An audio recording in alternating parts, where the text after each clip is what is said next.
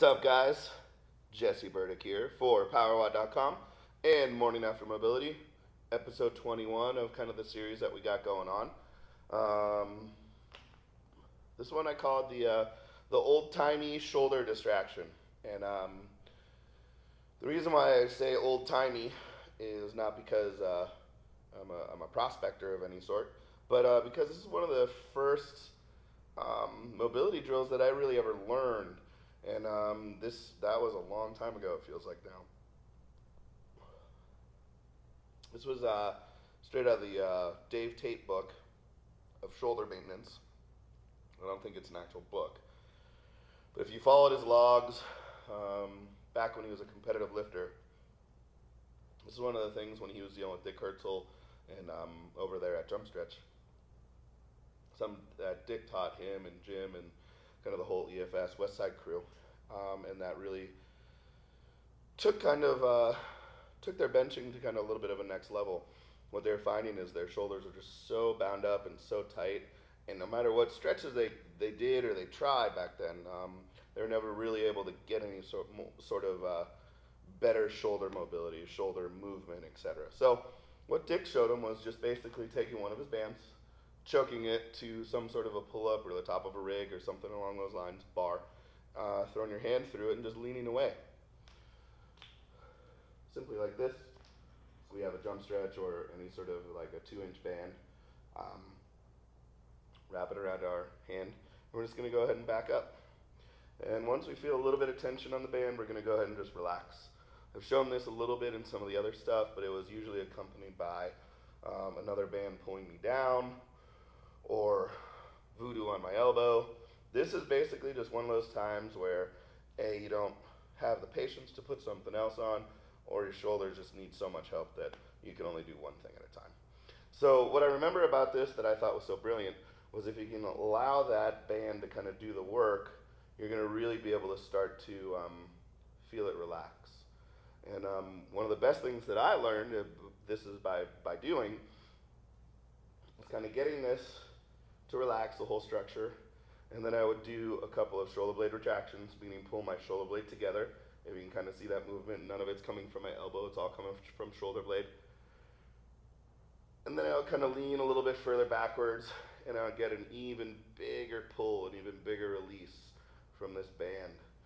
And I would just keep doing that until I felt like I was going to fall over. And then something else that I realized that I could do was, again, kind of in the same stance. I would just simply lean over. And by doing this is going to really start to involve lat, even pull on your tricep as you kind of go. And again, just trying to lean down and let everything kind of hang onto that band and just relax as much as you can. And then once you get there and you feel like, hey, maybe this is the end of the stretch, maybe this is it for me, again, pull 1, 2, 3 times. And it's going to kind of lean over a little bit more. You just kind of spend anywhere from a minute to 2 minutes, even 5 minutes in each of these positions, depending on A, how much relief you're getting, B, how banged up you are, and C, that your arm doesn't go numb. I'm going to show one more here that I used to do a lot of, but if I do it, all you're going to see is my butt. So the other one's going to be, you're in this position, right? The other one is going to be having tension on that band, turning into the band, throwing your arm over, and then kind of leaning this way. So this would really, really pull across, kind of the rear delt and lat, upper back, pull that shoulder blade apart and just kind of lean in. And this is to, leaning on yourself is to keep you kind of headed towards the ground opposed to headed up this way, because that really doesn't feel that good. And this is to keep your shoulder kind of down opposed to letting it fly up into your face.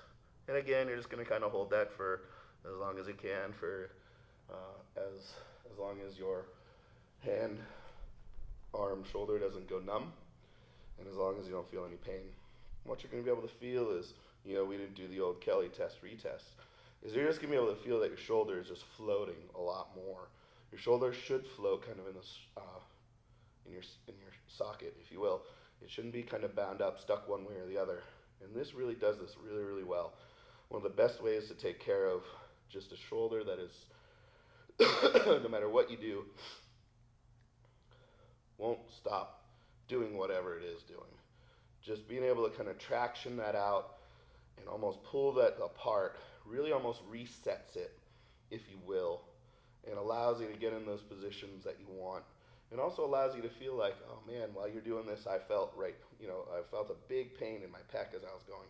That release, but that showed me that this is what's holding my shoulder internally rotated, medially rotated. So what that says to me is, I'm like, oh, you know what? This is an indicator of what's really going on here. This helped, I have better range of motion, but if I don't take care of this right here, it's going to keep coming back no matter what I do. So that means that I got to now go and roll on the wall and start to open up my pec minor. So what you do is, a couple of indicators. I showed one the other day. It's just those things that just tell you kind of exactly where you are and allows you to kind of take stock in what you're doing well and what you're forgetting about. Like, oh man, I've been really focusing on shoulder, forgot about pec. Lower body, oh, I've been focused on hamstrings, forgot about your quads. And it'll just show you what you're doing well, what you need more work on, just as you normally would with training. If you go to a meet, you go to a competition, whatever it may be, you're going to find out where your training was weak. You can't be hitting on all cylinders all the time. And this is going to show you what you need to focus on a little bit more. So again, old-timey shoulder distraction, just a band and a bar, pull-up bar up there. Make sure you really relax and let that band do its work. It does really, really good work if you let it. So good luck, guys. Enjoy that one, and we'll see you next time.